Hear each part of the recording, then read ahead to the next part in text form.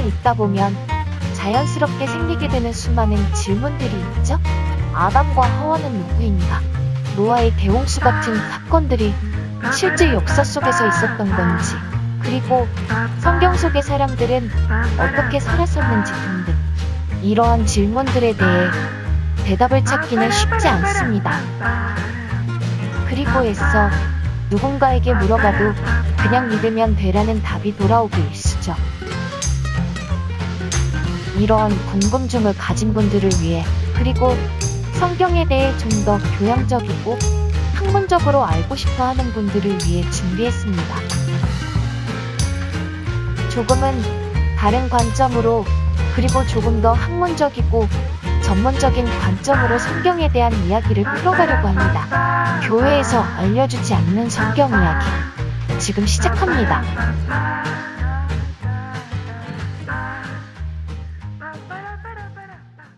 안녕하세요, 한입니다.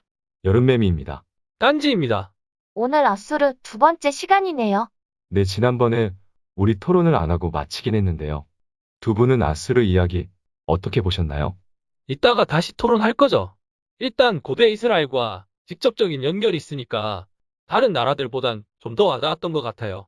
전 뭐랄까, 거대한 제국 앞에서 흔들렸던 약소국의 운명 같은 거라고 해야 하나? 결국 고대 이스라엘이 이렇게 여러 제국들의 속국이 되고 공물을 바치고 그랬잖아요. 저도 그 부분이 안타깝긴 했어요.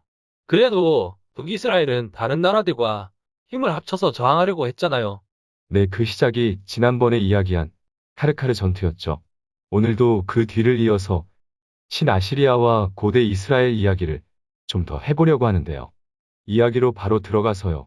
지난번에 예후왕이 공물을 바친 이후로 계속 북이스라엘은 신아시리아에게 조공을 바치게 되거든요. 안타깝네요. 그 이후로도 신아시리아는 점점 더 강성해져 가요. 16대 북이스라엘의 왕이 문하헤망이었는데요. 이때 신아시리아는 가장 강력한 군사적 전성기를 맞게 돼요. 이 당시 신아시리아의 왕이 디그랏 빌레셋 3세였어요. 이 디그랏 빌레셋 3세는 바빌로니아를 정복하고 스스로를 불왕이라고 칭합니다. 불왕이요? 활알 타는 불, 그거요? 아니요, 태어날 때 이름이 불이었대요. 영어 스펠링으로는 PUL이요.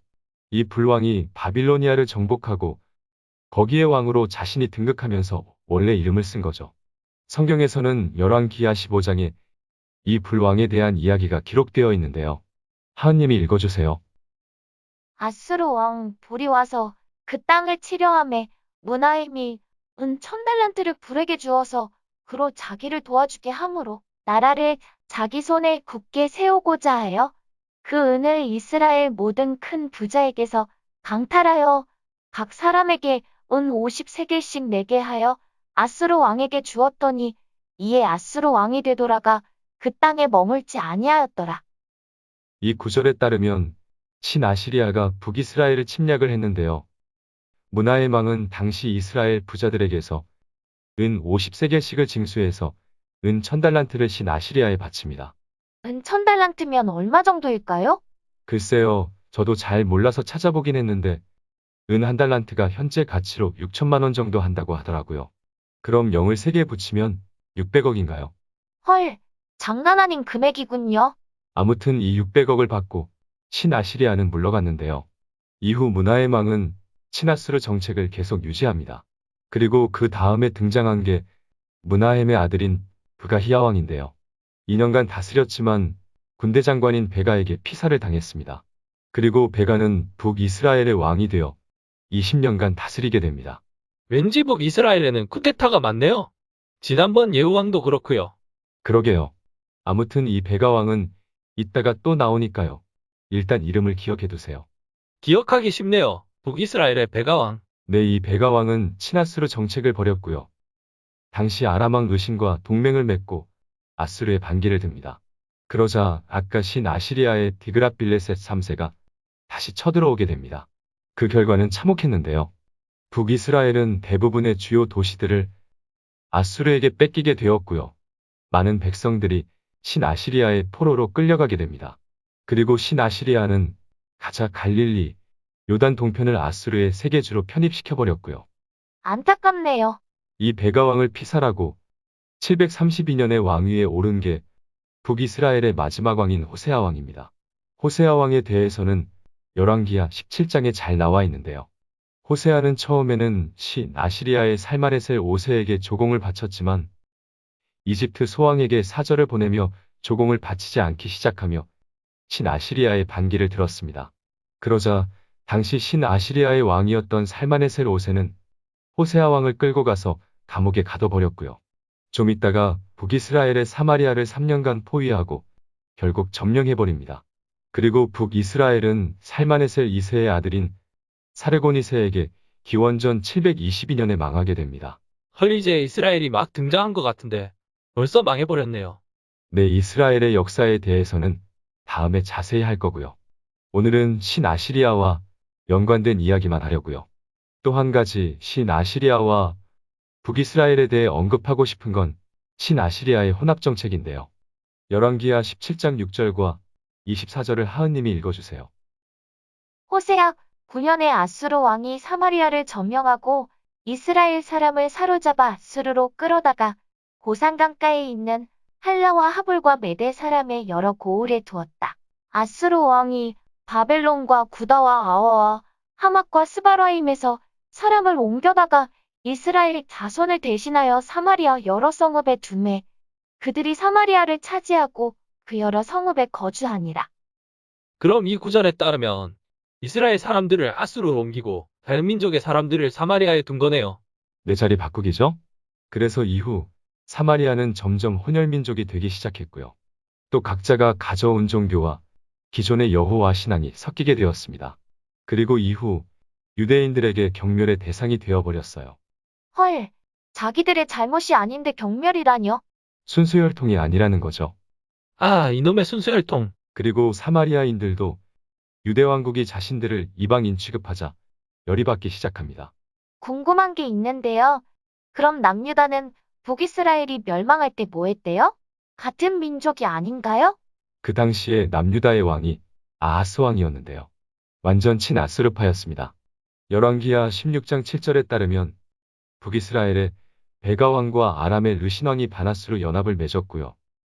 남유다도 동참할 것을 요구했는데요. 하지만 남유다가 자신들의 연합군에 끼지 않자 같이 남유다를 공격해 왔는데요. 아하스 왕은 이때 신 아시리아의 디글랏 빌레셋 3세에게 성전과 왕궁의 보물창고의 금과 은을 모두 꺼내서 조공을 했고요. 디글랏 빌레셋 3세가 와서 이들을 몰아내줍니다. 배신했군요. 같은 민족끼리. 네, 뿐만 아니라 아하스 왕은 이후 디글랏 발레셀 왕의 개선식에 참석했는데요. 거기서 제단을 보고 감동을 받아서 설계도를 그려 제사장 우리아에게 신 아시리아의 신들을 섬길 새 제단을 만들게 합니다. 그리고 성전에 있던 놋제단을 새 제단 북쪽에 두고 아침 저녁으로 아수르의 신들에게 제사를 드립니다. 완전 장난 아닌데요. 아하스 왕은 사실 이보다 더한 일도 했는데요. 자기 아들조차 불에 태워 제물로 바쳤습니다. 헐, 어떻게 그럴 수가 있죠? 이 몰렉에게 드린 고대 이스라엘의 인신공양의 이야기는 다음에 한번 다뤄보고요. 아무튼 이 아하스 왕이 한 16년 정도 다스렸고요. 그 다음에 남유다의 왕이 히스기야 왕이었어요. 아, 그 기도로 유명한 히스기야 왕이군요. 네, 히스기야 왕은 아하스 왕과 달리 친애굽 바나스르파였는데요. 히스기야 왕은 언젠가 신 아시리아가 다시 쳐들어올 것을 대비하기 시작했습니다. 드디어 맞짱 뜰 준비를 하기 시작한 거네요. 네, 히스기야 왕은 성벽을 보수하고 외성을 만들고요. 망대를 세웠어요. 또 군사를 키우고 무기를 만들기 시작했고요. 또 하나 준비한 건 성 밖의 모든 물의 근원을 막고 예루살렘의 지하수로를 통해 물을 끌어다 댄 겁니다. 이건 좋은 생각이군요. 오래 버티려면 물이 있어야죠. 네, 그래서 이때 만들어진 게 실로암 연못인데요. 아, 이게 그 실로암 연못이군요. 예수님이 장님을 고치신 곳이요. 네, 맞아요. 히스기야 왕은 기온샘으로부터 실로암까지 지하로 533m의 수로를 뚫어서 성 안으로 물을 끌어댄 거죠. 준비를 많이 했군요. 그리고 이 당시 신아시리아는 사네리방이 다스렸는데요. 드디어 기원전 701년 히스기야 왕 14년에 사네리방은 남유다를 침략해 들어옵니다. 그리고 사네리방은 남유다의 46개 성읍을 점령하고 예루살렘으로 진군했어요. 안타깝네요. 그렇게 준비를 했는데 결과가 너무 허무하네요. 네, 그렇죠. 겁에 질린 히스기야 왕은 사네리방에게 항복한다는 굴욕적인 서신을 보냈고요. 사네리방은 히스기야 왕에게 은 300달란트와 금 30달란트를 요구했대요. 결국 히스기야 왕은 성전과 왕궁에 있는 은과 성전문과 기둥에 입혀놓은 금까지 벗겨내어 사네리방에게 주게 됩니다. 이것에 대한 고고학적 발굴이 있는데요. 19세기에 발견된 사네립연대기라는 세 개의 육각형의 프리즘들이에요. 여기에 당시 사네리방에 대한 기록이 있습니다. 그 비문에는 사네리방이 히스기야 왕을 포위하고 새장 안에 갇힌 새처럼 만들었다고 기록하고 있는데요. 또 사네리방이 많은 전리품들과 포로 20만 명을 데리고 돌아갔다는 기록이 있습니다. 헐, 20만 명이요? 그런데 성경에서는 좀 다르지 않나요? 신아시리아의 병사들이 히스기야의 기도로 싹 죽었다고 했던 것 같은데요. 내 성경 기록에 따르면 사네리방은 돌아가지 않고 부하인 랍사리스와 랍사게에게 많은 병력을 주어서 예루살렘을 포위해버립니다. 그리고 당시 랍사게가 하나님을 모욕하며 항복을 종용하던 것에 대해 기록하고 있는데요. 이때 히스기야 왕은 옷을 찢고 굵은 베옷을 입고 기도했고요. 그날 밤 하나님의 사자가 신아시리아 진영에 나타나 18만 5천 명을 죽였다고 기록하고 있습니다. 하룻밤 만에 18만 5천 명을요? 이 부분은 실제로 있었는지는 사실 알 수는 없고요. 물론 역사가들이 해석하려는 시도도 있습니다. 예를 들어 쥐떼나 콜레라 같은 질병이 있었다는 썰도 제시하고요. 그리고 지난번에도 말했듯이 아시리아가 원래 실패한 거는 기록 안 했을 수도 있고요. 하지만 18만 5천이라는 숫자가 하룻밤 만에 죽을 수 있는가도 사실 의문이긴 합니다. 일단 이 부분은 확실치는 않네요. 그런데 그럼 일단 아수르가 물러났으니까 남유다가 이긴 것이라고 봐야 하나요? 글쎄요. 일단 예루살렘성은 함락이 되지 않았지만 수많은 성읍이 파괴되었고 백성들도 20만 명이 포로로 끌려갔잖아요. 이걸 이겼다고 봐야 할까요? 그러네요. 결과를 놓고 보면 결코 이긴 것이 아니군요. 마음이 아프네요. 그런데 20만 명이 끌려갔으면 국력이 엄청 약해졌을 것 같아요. 이 백성들의 상실감도 장난 아니었을 것 같고요. 그 정도 인원이 포로로 끌려갔다면요. 네, 참 그래서 사네리방은 어떻게 되었나요? 사네리방은 돌아간 후에 시나헤리바 신의 신전에서 그의 두 아들에게 살해되었다고 기록되어 있어요. 결과는 비참했네요. 그리고 이걸 예언한 사람이 이사야였는데요. 이사야 이야기를 좀 해볼게요. 이사야는 기원전 740년부터 680년 동안의 60년간 남유다에서 사역을 했는데요. 이 시기는 오늘 나온 북이스라엘의 문하햄, 베가 호세아 왕과 남유다의 아하스 왕, 히스기야 왕의 7기간과 겹쳐 있어요. 아, 그럼 오늘 이야기는 이사야서를 읽을 때 배경으로 좋겠네요. 네, 이사야서가 사실 좀 길고 예언들이 많아서 복잡하잖아요. 오늘 나온 역사적 배경을 가지고 보면 이해에 도움이 돼요. 그럼 이사야는 오늘 이야기한 사건들을 어떻게 봤을까에 대해서 잠시 정리해 볼게요. 일단 아까도 말했지만 북이스라엘의 베가 왕과 아람의 르신왕이 반아수르에 대한 동맹을 하자고 남유다의 아하스 왕에게 제안했는데요. 친아수르파인 아하스 왕이 거절했죠. 그러자 아람과 북이스라엘이 남유다를 치려고 달려왔는데요. 이때 이사야는 아하스 왕에게 두려워하지 말라고 합니다. 그리고 이사야가 예언을 하는데요. 많이 들어보셨죠? 보라 처녀가 잉태하여 아들을 낳으리니 그 이름을 임마누엘이라 하리라는 예언이에요. 헐, 그 예언이 여기서 나오네요? 뭐 우리는 이 예언을 예수를 예표하는 예언으로 주로 알고 있지만요. 사실 이 예언은 젊은 여자가 잉태하여 낳은 아이가 자라나 선과 악을 구분하기 전에 베가 왕의 북이스라엘과 르신왕의 아람 땅이 황폐하게 되리라는 예언입니다. 그렇군요. 저는 늘 이게 예수 그리스도에 대한 예언이라고 생각했네요. 그런데 왜 이사야는 아하스 같은 왕을 위로했을까요? 아까 아들까지 제물로 바쳤던 왕이었잖아요. 이사야는 솔직히 사실 당시 상황과는 다르게 좀 어그로를 끄는 경향이 있었어요. 억울로요? 예를 들어 성벽을 한참 보수하고 있는데 성벽 그거 보수할 필요 없다고 말하고요. 아수르에 대항해서 애굽과 맺은 동맹도 필요 없다라고 말해요. 심지어 도움을 구하러 애굽으로 내려가는 자들은 화가 있을 것이라고 저주해요. 왜요? 이유는 이사야서 31장에 나오는데요. 말과 병거와 마병에 의지하고 여호와 하나님을 구하지 아니한다는 거죠. 헐, 이게 무슨 말인지는 알겠는데 실제 상황에서는 이게 좀 그랬을 것 같네요. 네, 왠지 히스기야 왕이 좀 골치가 아팠을 것 같은데요? 본인은 힘든 상황에서도 열심히 전쟁을 준비하며 애국과 동맹하려고 하는데 선지자가 그거 필요 없어라고 말하고 다니면요.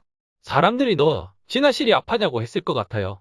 뭐 이사야가 아시리아도 무너질 거라고 예언한 걸 보면 친아시리아파는 아니었을 것 같고요. 사실 이사야는 모든 주변국들에 대해 망할 거라 예언을 했죠. 거의 세계가 멸망하고 시온만 살아남는다는 예언을 합니다. 이게 혹시 시오니즘인가요? 저도 정확하게는 모르겠지만 시오니즘과 거의 비슷한 것 같아요. 이사야 거의 끝부분인 60장에 보면 어둠이 땅을 덮는데요.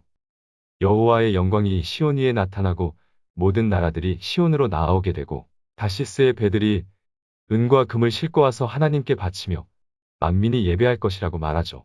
당시 시나시리아의 침략으로 사실 나라가 황폐화되고 엄청난 숫자의 사람들이 포로로 끌려갔잖아요.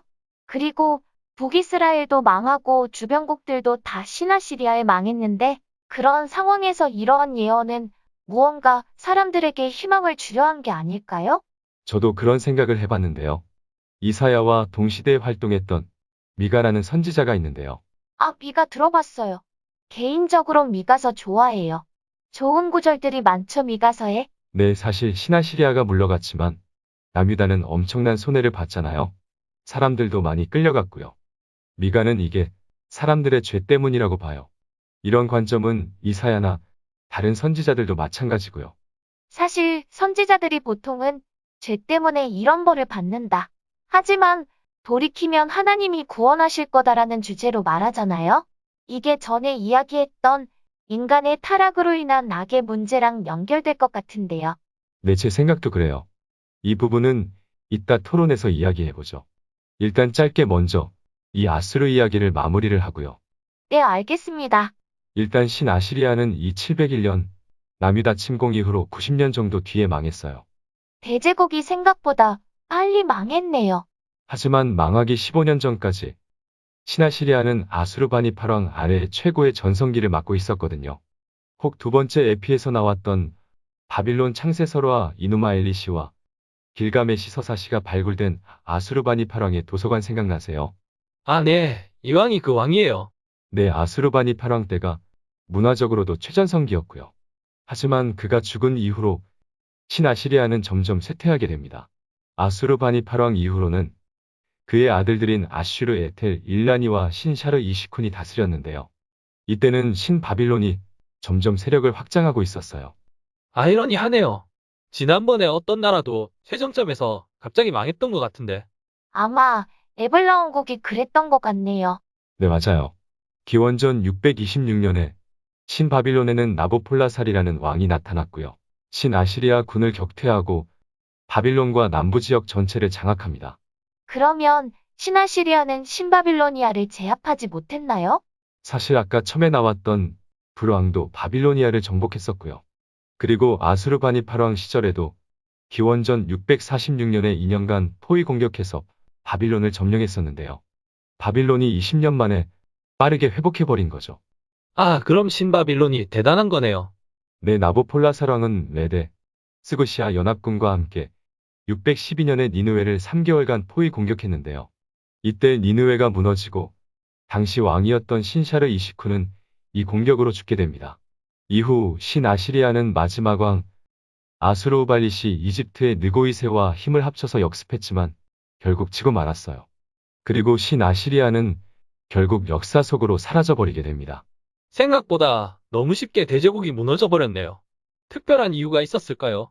일단 아시리아는 나라를 정복하면 상당히 강압적이고 잔혹했대요.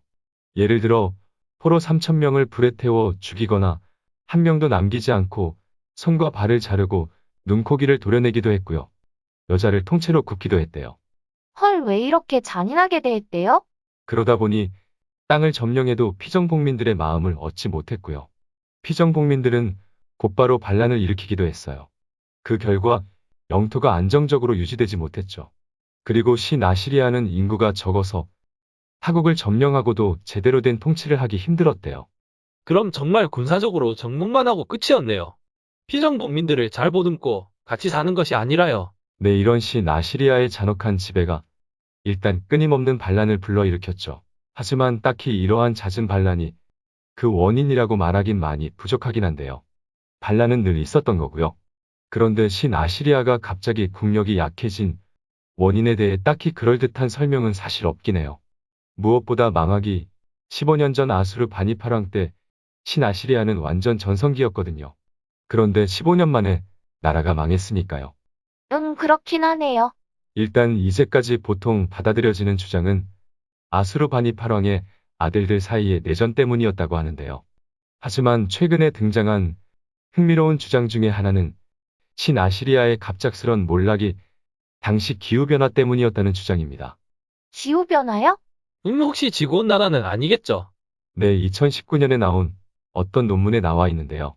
논문에 따르면 200년간 많은 강수량과 높은 수확량으로 도시의 고밀도화와 제국이 팽창되었다가 갑자기 망한 건 갑작스러운 대가뭄이 그 원인이었다고 말해요. 흥미로운 주장인데요. 논문에서는 이라크 북부의 동굴석순에서 산소동 유연소 비율을 분석해서 당시 강수량을 추정했는데요. 기원전 850년부터 기원전 740년은 기후가 습했었고요. 신아시리아는 이 시기에 팽창했대요. 하지만 기원전 675년부터 기원전 550년 사이에는 대가뭄이 있었는데요. 이 시기가 신아시리아 제국이 빠르게 몰락해가는 시기라는 거죠. 흥미롭네요. 그럼 성경에도 이 당시 가뭄이 있었다고 말하나요? 저도 흥미가 생겨서 좀 조사를 해봤는데요. 예레미야 선지자가 대충 626년부터 40년간 활동을 했는데요. 예레미야 14장에 극심했던 가뭄의 이야기가 나오죠. 또 열왕기하 25장엔 시드기야 왕 9년에 신 바빌론이 쳐들어왔을 때 있었던 극심한 기근 이야기가 나오고요. 시드기야 왕이 남유다의 마지막 왕이고 대충 597년부터니까 9년째인 기원전 588년이면 이 시기에 들어가고요. 이거 왠지 진짜 같은데요. 뭐 일단 어떤 일이 있었는지는 모르겠지만 대충 이렇게 신아시리아는 신바빌로니아에 멸망했다라고 보면 될 것 같습니다. 네, 참 사족이지만 이 아시리아인들은 지금도 살아 있습니다. 농담인가요? 혹시 우리들 마음속에 살아있다 이런 거 아니죠? 아니요, 정말로요. 이들은 지난번 에피에 나온 아스루 신의 태양원반과 날개 문양을 깃발로 쓰고 있고요. 지금도 메소포타미아에 살고 있어요. 헐, 이거 고대의 역사가 현대에도 살아있는 거네요. 어떻게 살아남은 거래요? 이들은 신 바빌로니아에 멸망하고 페르시아에 복속당하고 그 이후로도 아케메네스 왕조 셀레우코스 왕조 그리고 로마 제국에서도 자신들의 고유의 언어와 문화를 유지했대요. 현재의 인구는 400만 정도이고요. 사담 후세인 시절 부총리였던 타리크 아지즈도 이 아시리아인이라네요. 누군지 기억이 잘 안 나네요. 그럼 혹시 테니스 선수 안드레 에것이 들어보셨어요? 네, 테니스 선수 에것이 엄청 유명했었잖아요. 잘생기기도 했고요. 그 선수가 바로 아시리아인입니다. 헐, 아시리아인들이 우리와 이렇게 가까이 있는지 몰랐네요. 신기하죠? 카페에 이들의 사진을 올려드릴게요. 네, 한번 봐야겠네요. 아이러니한 것은 이들은 기독교를 믿고 있다는 점입니다. 이거 반전이네요. 고대 이스라엘을 괴롭히고 멸망시켰던 나라가 기독교라니. 뭐 이스라엘은 기독교라기보다 유대교니까요. 하긴 그러네요. 참 사적으로 신 바빌론의 나보폴라사랑의 아들이 바로 공중정원을 지은 유명한 느부갓네살 2세예요. 이 느부갓네살 2세가 남유다를 이후에 멸망시키죠. 이 느부갓네살 2세와 공중정원 그리고 신아시리아의 정원들에 대해서 나중에 한번 다뤄보고 싶네요. 정복자들이 의외로 정원 가꾸는 걸 좋아했다? 그 주제도 재밌겠네요? 그럼 일단 대충 오늘 이야기는 이 정도로 마무리하고요. 토론으로 들어가 볼게요. 첫 번째 주제는 아까 이사야 선지자의 어그로 끄는 거에 대한 건데요. 헐 억울하라뇨. 그래도 하나님의 말씀을 선포한 선지자인데. 아, 너무 갔나요? 아무튼 당시 남유다의 히스기야 왕이 열심히 성벽 보수를 하고 전쟁 준비를 하고 있는데요. 이사야는 성벽을 보수할 필요 없고 또 애굽과 동맹도 필요 없다고 했죠. 또 나아가 애굽으로 내려가는 사신들에게 화가 있을 거라고 저주하잖아요. 그랬죠. 이사야의 주장은 말과 병거와 마병에 의지하고 여호와 하나님을 구하지 아니한다는 것이었는데요. 여기에 대해서 어떻게 생각하시나요? 저는 문득 이전에 들었던 이야기가 생각나네요.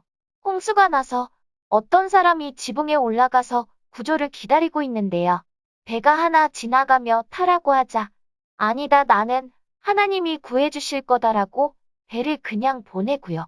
그 후로도 배가 두 척이 더 왔는데 계속 거절했대요. 결국 이 사람은 죽어서 천국으로 갔는데 하나님에게 왜 구해주러 오지 않았냐고 따졌는데요. 하나님이 내가 너 구하려고 배를 3번이나 보냈는데 왜 타지 않았냐고 대답했대요. 좋은 포인트가 담긴 이야기네요. 하나님의 도우심이 때로는 하늘이 열리고 빛이 내려오고 하는 완전 기적처럼만 오지는 않잖아요. 사람을 통해서 응답하실 때가 있고 상황을 통해서 일하실 때도 있고요. 또 때론 사람이 해야 하는 역할도 있지 않을까요? 예를 들어 고대에는 홍수와 강의 범람이 신이 노여움이라고 생각했잖아요. 하지만 사람들은 수로를 파고 뚝을 만들었죠. 하긴 수로와 뚝도 안 만들면서 홍수가 신이 우리를 벌 주시는 거야라고 생각하는 건 뭐랄까 할 일은 제대로 안 하면서 은혜만 바라는 느낌이긴 하네요. 사람이 할 수 있는 건 해야겠죠. 그런 면에서 히스기야는 나라를 구하려고 나름 열심히 준비를 한 것 같은데요. 이게 하나님을 구하지 않은 거라 봐야 할까요? 일단 이사야는 그렇게 봤죠?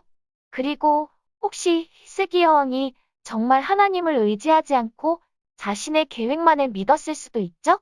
하긴 우리는 사람 속마음까지는 모르긴 하죠.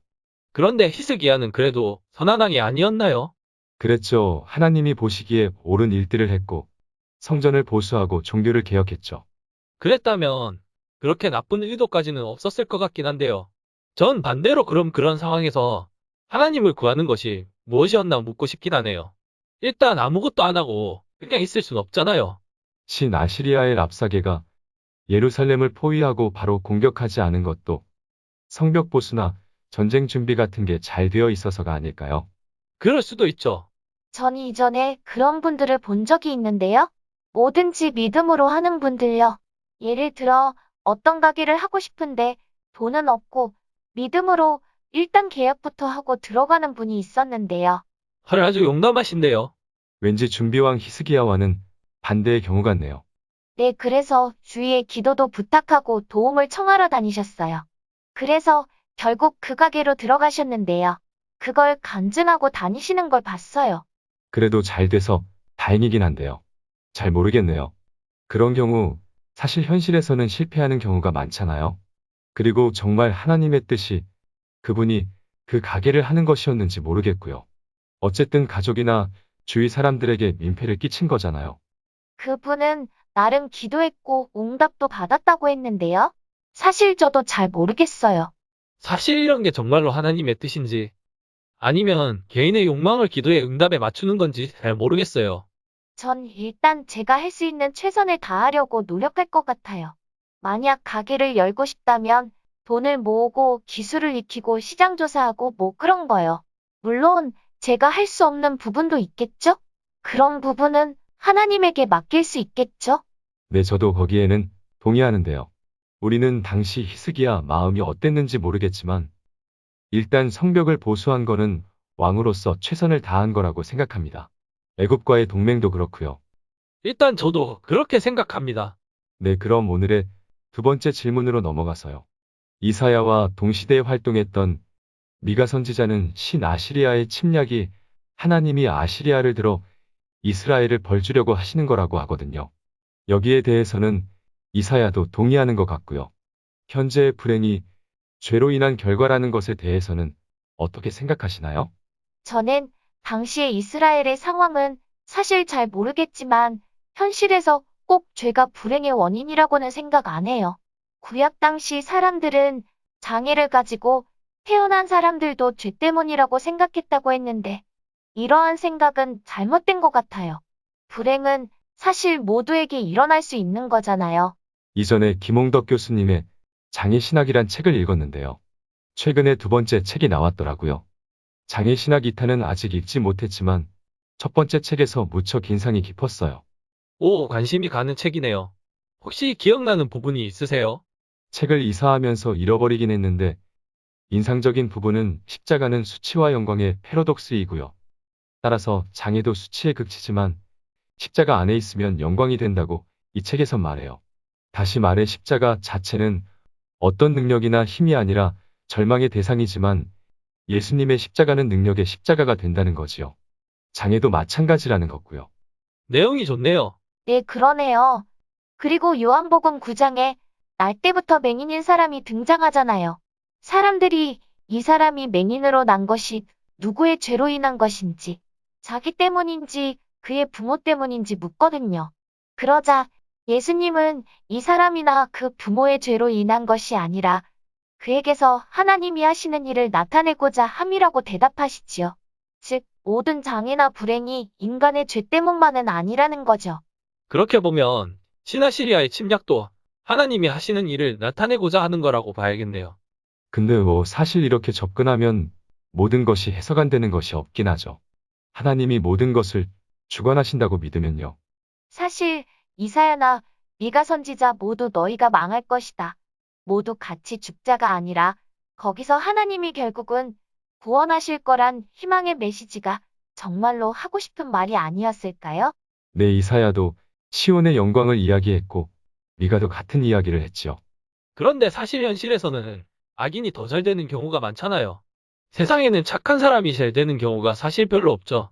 오히려 사기치고 남을 이용하는 사람들이 더 잘 살기도 하고요. 그렇죠. 이런 현실에서의 괴리는 사실 시험에 들게 하죠. 다윗도 시편 73편에서 악인의 형통함을 보고 실족할 뻔했다고 하잖아요. 그게 우리가 사는 세상 같네요. 우리가 사는 곳은 일단 천국이 아니니까요. 공의보단 불의가 많고 잘 되는 것보다 갑자기 찾아온 불행들이 많으니까요. 저는 아까 첫 번째 질문에 대한 답처럼 일단 현실의 삶에서 최선을 다해서 살아가야 할 것 같아요. 그리고 당연히 등장하는 불이나 불행에 대해 하나님께 기도하며 살아가야죠. 저는 이전에 느헤미야서에서 좀 감동을 받은 적이 있는데요. 느헤미야가 성벽을 재건하는데 자꾸 적들이 쳐들어오잖아요. 그래서 느헤미야 4장 17절에 보면 짐꾼들은 한 손으로 일을 하고요.